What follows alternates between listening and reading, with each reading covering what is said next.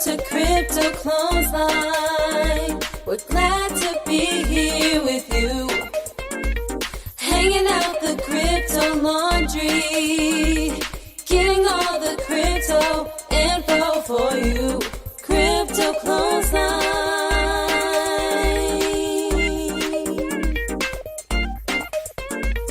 Crypto Clothesline.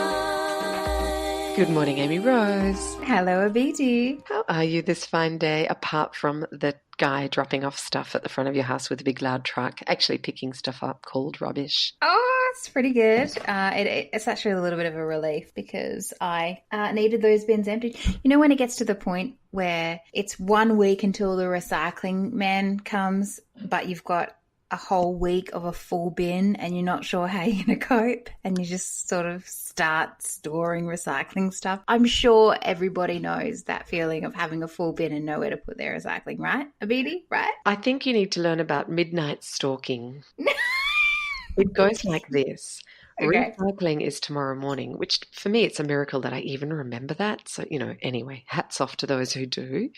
And then you go and you wander up and down the street, right? Midnight, usually pajamas, sometimes dressing gown, generally Ugg boots or possibly not.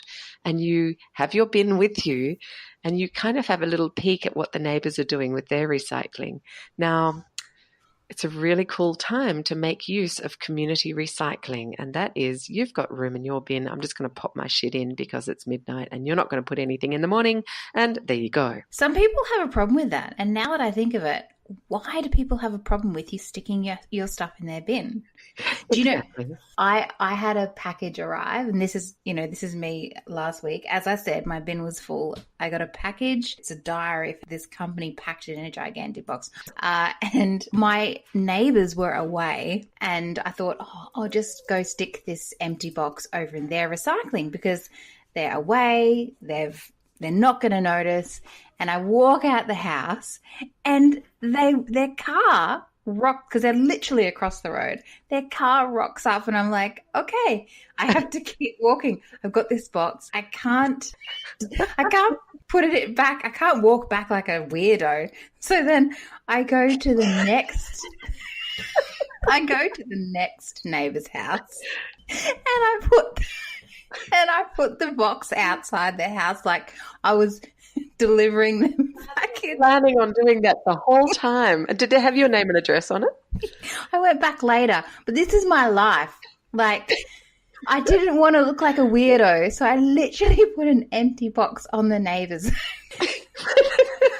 The things we do to appear not to be the people we are. I mean, it's fascinating. Not to be a weirdo, but I am, and I'm putting it out there. I'm literally that crazy person. What about the old-fashioned way of saying, "Hey, hi, you just busted me on your lawn. Could I leave my shit in your bin, please?" That wasn't an option. It was definitely an option. There are so many level-headed things that I could have done, but I didn't. I chose to be the weirdo. I don't think it's a weirdo. I think your inner child froze and went, busted. I've just got to look like everything's normal and keep moving. Like you would have if you were had your hand in the cookie jar and then you just look the other way as if to say, yeah, I'm scratching my head now.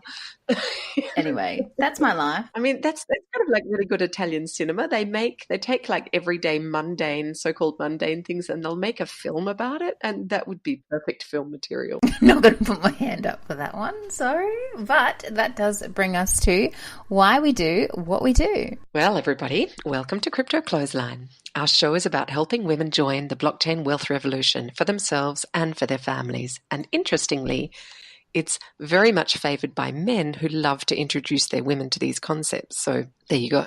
Welcome, men and women. Our names are amy-rosegoodey and Abidi Catherine Pass. We're speakers in blockchain and crypto, and we're on this mission. We're learning together with you. We're talking with leading experts in the space, and we're exploring cutting-edge technology projects that are shaping the future for ourselves and our children. This podcast is for intelligence and growth, and our values are for peace, harmony, and collaboration with the planet. We have some other awesome projects. Amy Rose, talk a little bit about what you do. I am also the founder and curator of the Future Blackboard, which is an educational platform for the new economy, upskilling the upcoming redundant members of our society. Gosh, so it's getting people ready before it even happens. That's right, yeah. Well, it's actually happening, isn't it? It is. It's supposed to happen over the next 10 years, happening immediately. So this year there'll be a couple of 100,000 people made redundant due to automation, and 5 million, that's the lowest amount statistically. But it's not the end of the world, because there's going to be way awesomer jobs that you guys should get into. Well, just on that note, my partner's been told that his contract will potentially be finishing in 3 months, when they will be taking away truck drivers from these massive haul pack machines. To give people perspective who live overseas, one of the wheels for these haul packs, like a man standing next to the wheel, he would barely come up to the center of the wheel. So that's how huge these machines are. And they're going to be completely automated and driven by people in the city a couple of 1,000 kilometers away. So they're going to be controlled. They're going to be driven, they'll be driverless trucks basically in mines. This is why I'm doing what I'm doing. And it's not scary. Everyone's like, oh my God, Amy Rose, you're talking about everyone not having a job. Everyone is going to have a job. They're going to be more meaningful, and they're going to be way more awesome. You just need to make sure that you skill up before you don't have a job. I can't wait to learn more, and I can't wait to see the amazing stuff you're doing in the space, darling. Where to shop with crypto? How are you going? How's that going? Where to shop with crypto is super busy, although it has taken a bit of a backseat because we had a pretty gala event with Women in Blockchain Perth, which is a non-for-profit. Where to shop with crypto, however, is another initiative that I'm involved in together with Sophia Matt, and we are looking at helping retailers adopt really simple software technology so that they can accept crypto payments in their shops, in their businesses. And we've primarily been working with one local Australian startup, but now we've been approached by another Australian local startup who is also wanting us to use their software on the platform. So what we're looking at doing is adopting more ways of arriving at the same destination, let's say. So that's really exciting. I'll tell you more about that when it becomes a little more cemented. I'm excited. I'm excited for everybody on that side of the country. Basically, you're just going to be able to walk down Frio and go, what would I like to buy with my crypto today? It's amazing. Well, that's really cool. And what we're really wanting to do in the local community is invite more blockchain projects and more things to be happening in the local community so that there are more crypto-minded shoppers. There are more people hitting the streets who are sort of crypto tourists or people with a crypto interest, because at the moment it's kind of preaching to the non-convertible, in the sense that with this bear market, there's a bit of a sort of pessimism, and you get that fed from the media back into the mainstream.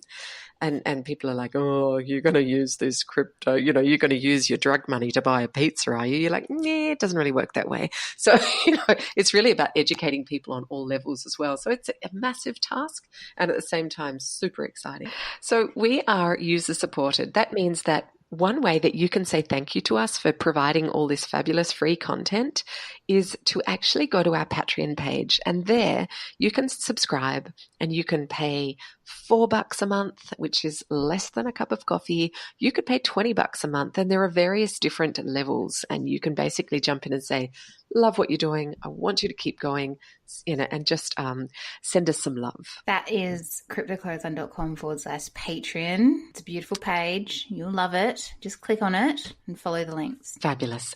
Our speaker today is Amelia Franklin from BeanLedger, a bean legend. That was a good one. Yeah. She's talking to us about coffee on the blockchain, because there's currently a massive situation where the whole world will be without coffee by the year 2080. It's going to go extinct because of global warming and slavery and all of these things. And so it's not the tragedy that the world will be without coffee, although I do acknowledge a worldwide gasp at that moment. But it's also about really shining light on how much this industry is impacting humanitarian issues like slavery, childhood slavery, kids that don't have access to education because they're literally picking coffee beans for less than a bean. Also, as you mentioned in the podcast, animal protection, but even perhaps more impactful in terms of the whole world population is global warming, climate change. Let's have a listen to what she had to say. Let's do that. Welcome, Amelia Franklin, the founder of BeanLedger. Thank you so much for joining us today on the Crypto Clothesline. Thanks for having me. Thank you so much, Amelia, and welcome. So, Amelia, Abiti and I, we love coffee, along with more than half the population. You've probably got the statistics there.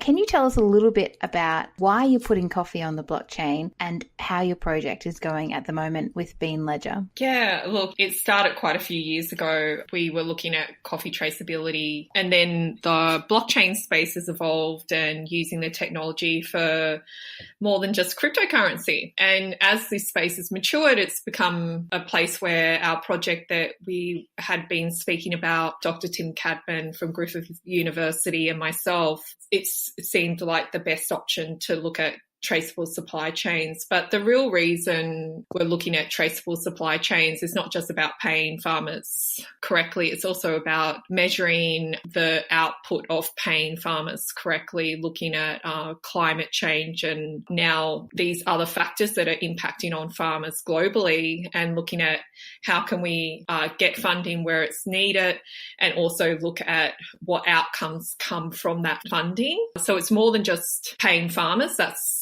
the basic level of BeanLedger.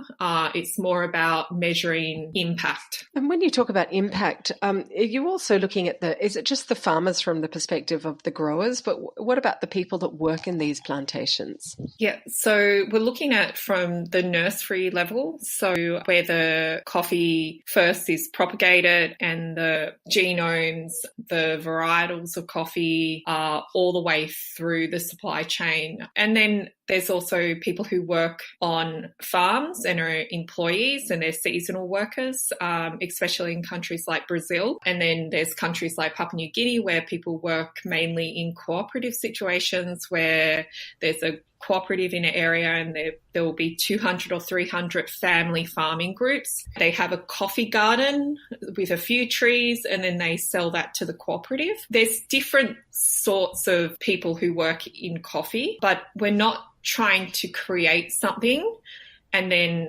give it to them as a product to use. We're asking them to design what they need. So if someone is working in a farm or they're a family farming group, they can participate in our research and design how they would like this blockchain project to work for them.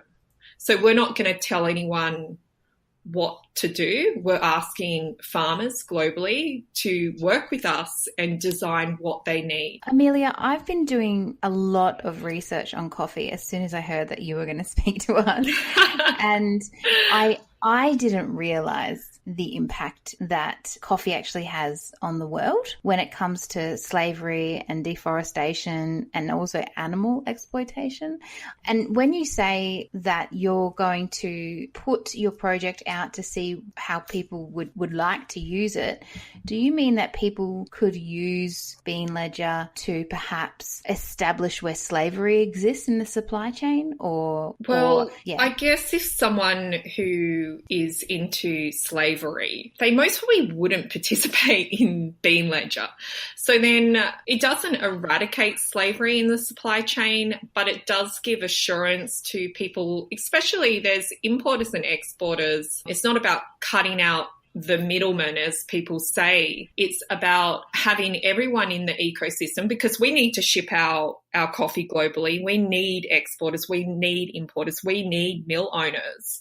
And sure, traditionally they've taken a big piece of the pie, but we're talking about working with people who want a better, equitable system for all, but also what's their return on investment for being involved. It's not just about sustainability. So if we can track if there's slavery or not, or not so much track if there's slavery, but make sure people are paid properly.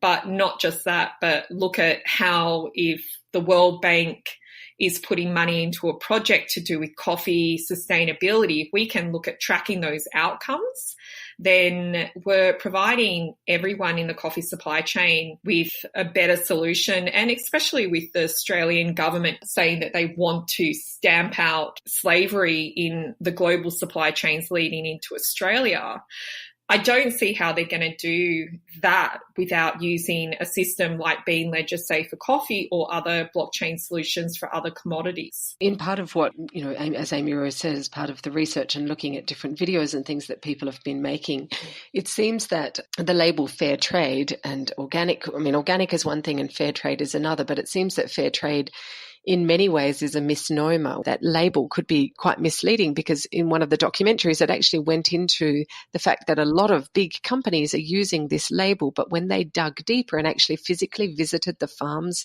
that were associated with this label, regardless of the signs at the beginning, on their gates as you drove in saying fair trade coffee, coffee farm, that it actually wasn't the case at all, and seasonal workers were actually being brought in and literally working, excuse the pun, but for beans in order to service the farmers. I'm wondering, is there any way that you are able to address that? Look, it's about providing incentives. We've got to be brutally honest, for people to put the correct inputs into these systems. And it's about looking at consent. Both fair trade, or it's not even fair trade, it's all the certifications, have never ever asked the farmers for consent before creating these systems. And this is what BeanLedger is about. BeanLedger is not about blockchain technology. BeanLedger is about asking people for their consent and building a product that they need. Now, if farmers need to bring labour in from outside, then they do need to bring in labour out from outside. It's not just a cooperative model, it's a cooperative and labour model. Are they going to go through the hassle of having to declare all these new different things that they're doing within their ecosystem because they're being penned now as a cooperative with family farming groups?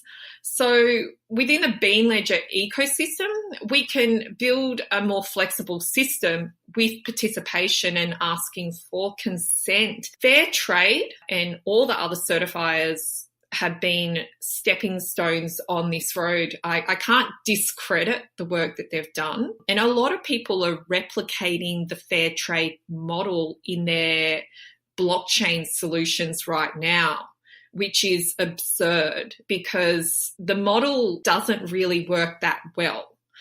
So what we're doing with BeanLedger, we're not trying to replicate fair trade. We're trying to just simply ask for consent from farmers to say, hey, if you had a traceable solution, how would you like it to work?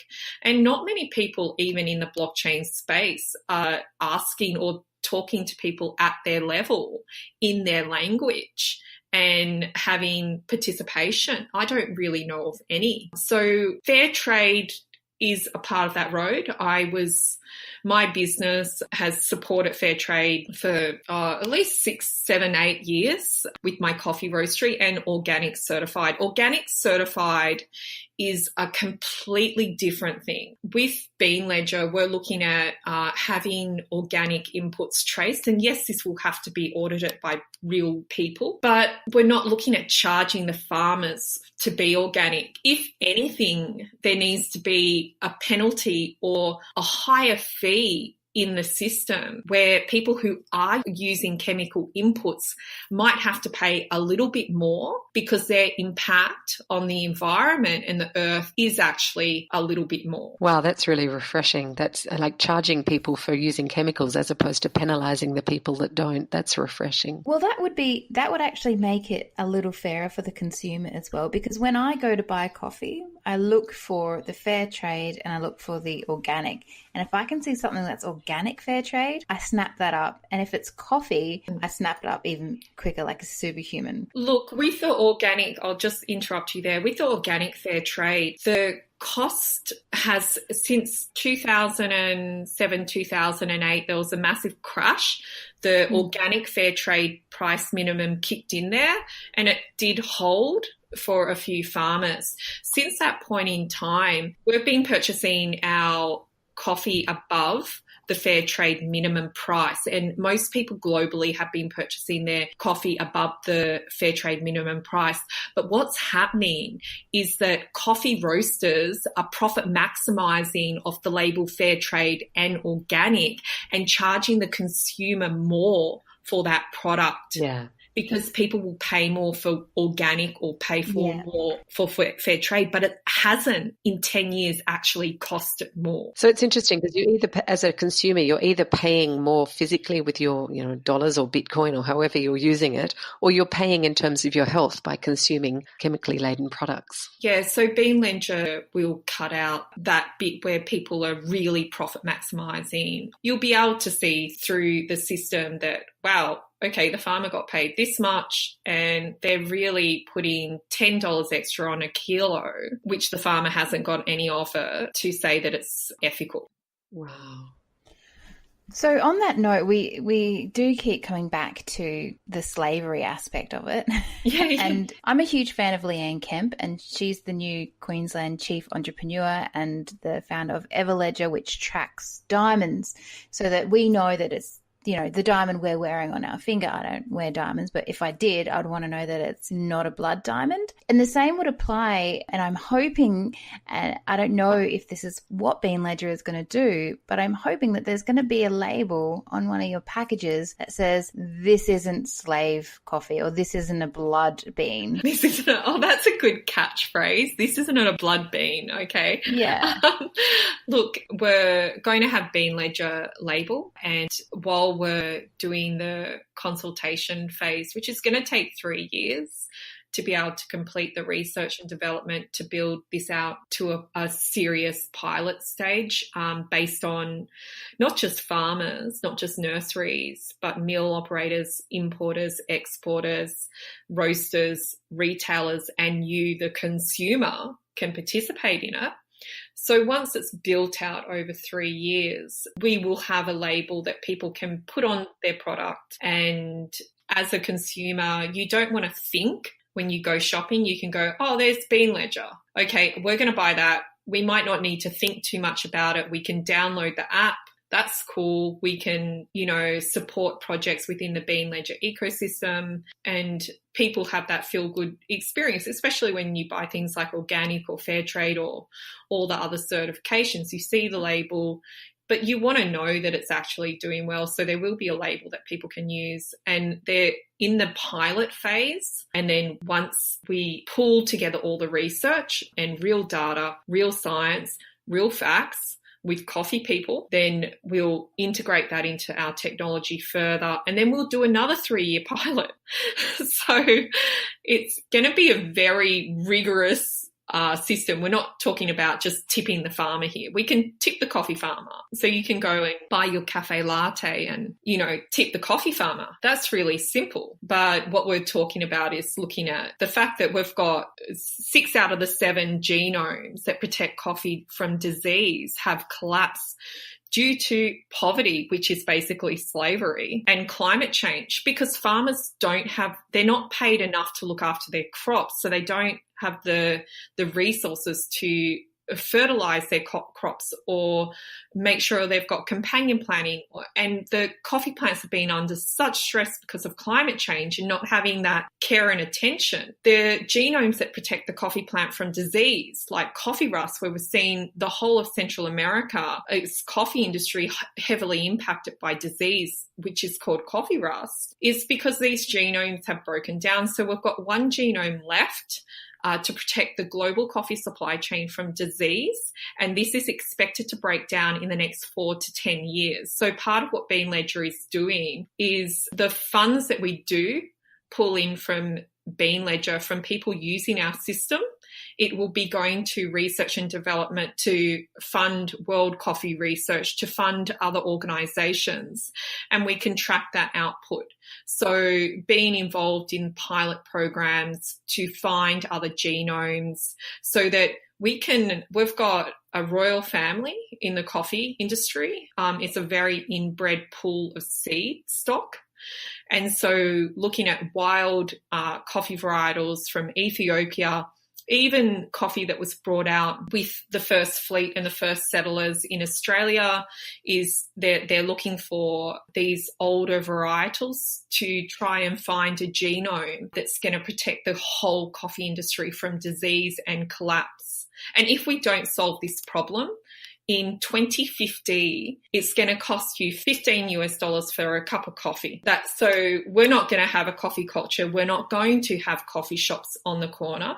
And with climate change, 20 to 80% of the land is going to be unfarmable. So we need to look at funding research and development in coffee. And this is what BeanLedger is fundamentally about, is getting the $370 million that is spent in the certification industry in coffee sustainability, disrupting that, giving the industry other options, because currently 0% of the $370 million is spent on research and development. Why? Because it's a poverty crop built on slavery. And it also makes me question that whole notion of what you were discussing about the genomes and the disappearance of all these sort of, 6 out of 7 have disappeared. Does that also imply that chemical interference like fertilizers and crop spraying of various, has that also contributed to that destruction of those genomes? With coffee, it's a poverty crop grown by the world's poorest people. It's equatorial. In all the equatorial regions around the globe, you've got coffee, and they don't have money to put chemicals on their crop. So firstly, going back to organic, most of the world's coffee is organic. They just can't afford to pay the organic certifiers for the certification because they don't have the money to spend on any fertilizers. So it's not the impact of not having chemical fertilizer, it's the impact of not being able to just like when I've got my garden here, I use natural fertilizers, whether that's, manure, or I look at companion planting. But I've got money. So I've got the resources with my garden where I live in regional Australia to grow abundant food. But if I just put that plant in the ground, it's going to be under stress. I use permaculture principles. I use companion planting. I do a lot of things that aren't chemical based, but farmers globally in coffee don't even have the capacity or resources to prune their coffee plants. So by simply being paid properly, the farmer will go out and prune back their coffee tree. And this will prevent these genomes from collapsing completely. And even companion planting. So we're looking at deforestation because of things like coffee rust. So one of the ways that farmers can reduce the amount of disease, coffee rust on their plant, is by removing the shade canopy around it, which causes deforestation. These are the knock-on impacts to the whole world by not paying people properly in the first place. It's not just about people going to schools and building schools. We all love everyone's built a school, but there's no teacher in it. So it's not about just providing programs that don't work for farmers. It's about providing them with just paying them properly. Wow. And then they can spend their money on what the bloody hell they want to spend their money on because they're free people. Like everyone else. We don't, like the rest of the world, pay someone properly, let them live their life. And that brings to mind, our local cafe, they're all very sustainable and they have these big buckets of coffee grains that have been used. I don't know what the right terminology is, but ground coffee that's been used. Yep. And they basically give it away so we can all fertilize our gardens. So that feels like a very bizarre sort of ironic twist. Yeah, absolutely. Coffee is, like I said, it's grown by the world's poorest people and it's consumed by the world's richest people. I was just interested to ask you, how extensively have you travelled to these various places, these equatorial places where the beans are being grown? I travel a lot. I'm trying not to travel as much. So I'll be heading across to China to visit coffee farmers in China in a few weeks. Yeah, meeting farmers at their level has been a huge part of this. I've been going to Origin, as we call it, in coffee to visit farmers that I buy coffee from. My first trip would have been in 2010, around then. So it's been a huge part. It's been also a huge part of shaping what BeanLedger is about and really connecting in on a family level with farmers where you're sitting down and eating a meal together at their place and hearing about what it's like to be a farmer and what the issues are.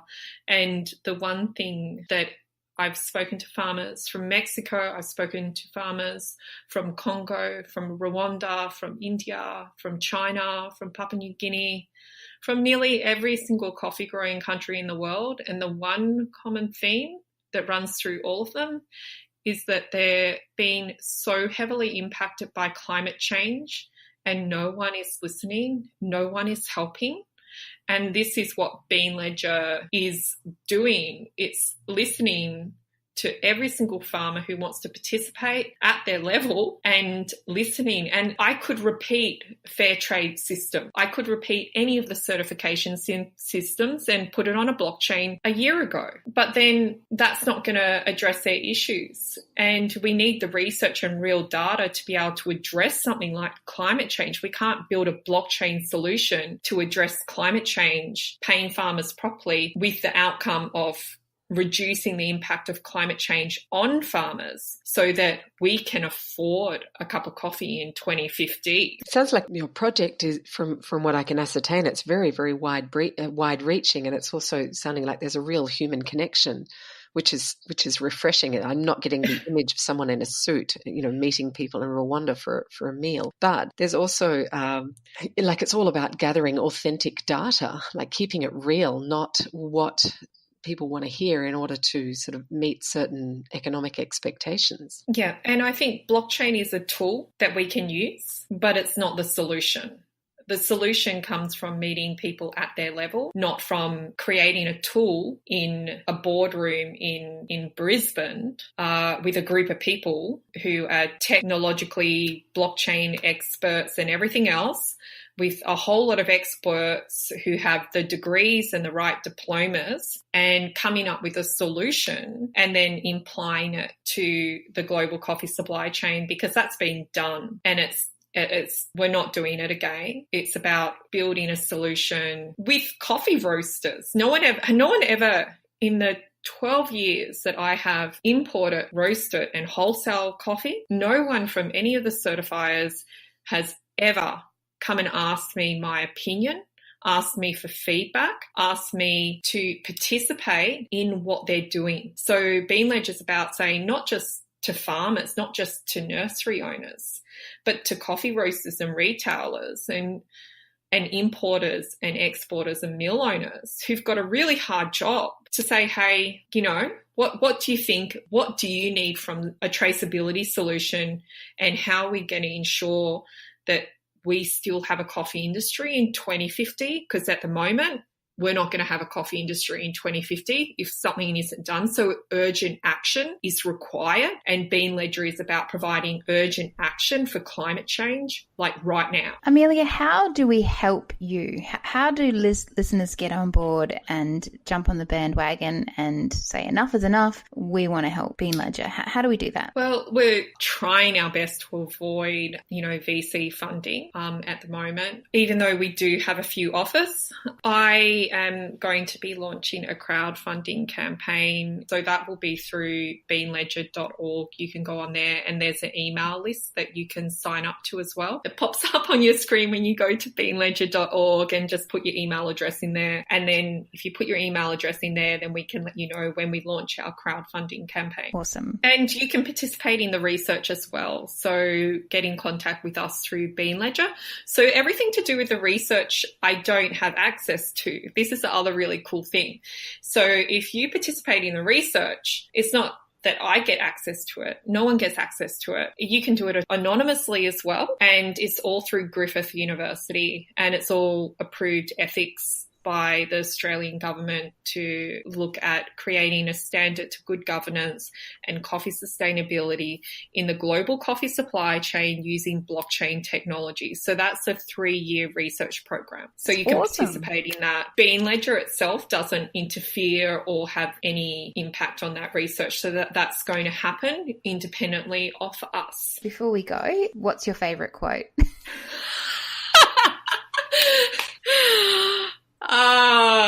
I knew you were going to ask this. And guess what? I don't really have a favorite quote. I think that's the brutal honesty of it. But let me think on that. It can be, it doesn't have to be a quote. It could be something that inspires you. It could be a mantra. It could be something someone says, or it could just be something that comes up. It doesn't have to be, clever. Well, do you know what?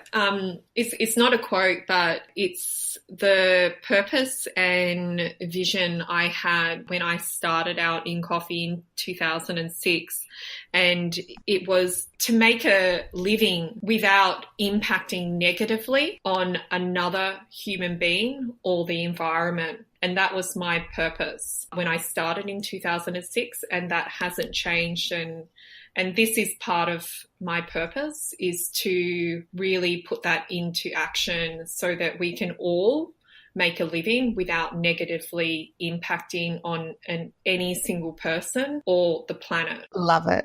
Well, thank you so much, Amelia, for coming on the Crypto Clothesline. It's been an absolute pleasure. Thank you for having me. I appreciate it. Bye.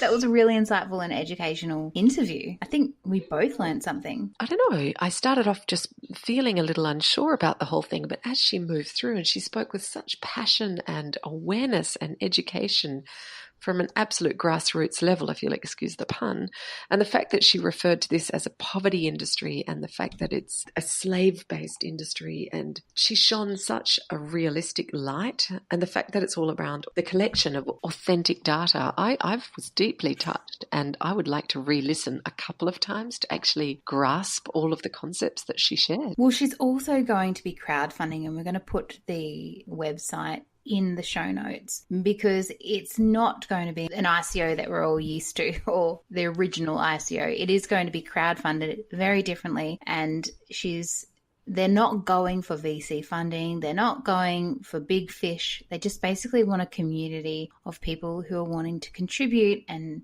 support BeanLedger. And I'm really impressed, because it's not going to be owned by one person, because the problem with all of these certifying bodies is they're the all-seeing, all-knowing, and the buck stops there. Centralized system. It's a vested interest. They have a great marketing team and they create these fabulous labels, and we as the consumers have total trust. But it's when you scratch beneath the surface, a bit like a scratch and not win, is that you actually get to understand that it's just another guise for attracting your dollar or your crypto. Yeah, I can't wait to see how it goes, because you and I both look for, I guess, a healthy alternative for ourselves and for the planet. And knowing what we know about the slave trade in coffee, and knowing what we know about food and pesticides and the world as we know it and the issues that are going on, to have a label on a product, coffee, for example, something that you and I drink like probably way too much of, it'll be comforting to know that it ticks not just the ingredients box, but all of the boxes that we care about. I mean, the whole notion of organic and non-organic and now fair trade and not fair trade, I mentioned it the other night at Women in Blockchain, like we have to be such label Nazis to actually understand the implications of all this marketing BS that we're constantly exposed to. It's tiring. So imagine being able to have some sort of app or something that you could scan a QR code on the back of a product and see that it's BeanLedger ticked, or it's got the green tick from BeanLedger, who really are deeply conversing with farmers. She didn't say that she had met the workers on the land. That was another question that I wanted to put to her, but we ran out of time. But that she's actually meeting people on a very personal level, having conversations, having a meal together. And it feels like she's coming from a really heart-centered space in her way of wanting to make things honest and make them fair. You know what I really hope? I hope that once it's done, or even in the process, sorry, Amelia, but I hope someone duplicates this for other industries. Like, I hope someone duplicates it for like breakfast cereals or laundry powders, because it's not, I know that this is a slave industry and a poverty industry, but there are so many other industries that are also struggling with these issues as well. Do you remember recently, I believe it was, I wish I could remember the place, but it was South Africa or a country in Africa, but I'm pretty sure it was Cape Town. And they basically had 0 day. Do you remember that? It was just last late last year? No, I don't remember that. All right. So basically they were running out of water. They are running out of water and people were not listening. So the ecologists and the sustainability, and everybody was crying out and nobody was listening, which is what she talks about. She talks about the farmers saying there's global warming, climate change affecting their crops and no one's listening. So what happened was they nominated a 0 day and they said that by this date, there will be no water left in Cape Town. I'm pretty sure it was Cape Town. And everyone started freaking out because the countdown started. And towards 0 day, people started conserving water. People started, really taking care. Whatever the measures that had been requested of people for a very long time, people started to take it seriously because it looked like Cape Town was going to come to a grinding halt. I haven't seen what's happened since, but in a similar thing, JP Parker recently was talking about, how she's very heavily involved in change for social impact. Between a certain date, please don't quote me on the dates. I know it started from 1970 to a certain time recently, I think. 50% of animals in the world were extinct. I don't actually think that's correct. I think there's way more going extinct than we're even aware of. And then she said in the following 2 years, and so let's assume that it was from 2015 to 2017, but again, don't quote me because I'm shocking with numbers, I can't remember, but that a further 50% was becoming extinct. And so the countdown was that we have 8 years left on this planet before all mammals are extinct. No way. And humans are mammals, and that's how serious it is. So they're using this to talk about the 0 year. So we've got 8 years and then it's kaboom. That's how serious it is. It was a real killer at the dinner party conversation, but it was part of the conversation. Excuse the pun, God. And so, in that way, we really need to start looking at the impact of global warming or of climate change. And don't forget, please, listeners, we love sharing this information and we love you. And we're actually planning on doing a whole heap of secret stuff that we're going to be putting in our Patreon. We're going to be doing videos. We're going to be doing interviews that we're not even going to put up live. We're going to be putting uncut material into our Patreon website. Bloopers. We're going to be putting bloopers. We're going to be putting so many bloopers. Ourselves at blockchain parties. Doesn't matter how stupid we look. We're going to be putting all this juicy stuff into our Patreon. And if you become a patron of ours, you will have access to these often educational and insightful, but sometimes quite humorous resources. And on that note, I had a wonderful interview with Leanne Kemp, and that is being kept under wraps. That was a very private and really fun and relaxed but informative interview. Her with Kerry George, who is their sustainability expert from the US office of BeanLedger. Very cool. Oh, that's good. Yeah, and so that's going in Patreon as well. And also all of my videos that I took at the recent Women in Blockchain, Miss Blockchain, Women in Tech conference. They're all going to be in there too. So just become a patron and you will have access to some pretty awesome Crypto Clothesline footage coming up. Behind the scenes footage. Anyway, on that note, have a good week, Amelia. I'll see you next week. You too, darling. Bye-bye. Bye. Crypto Clothesline.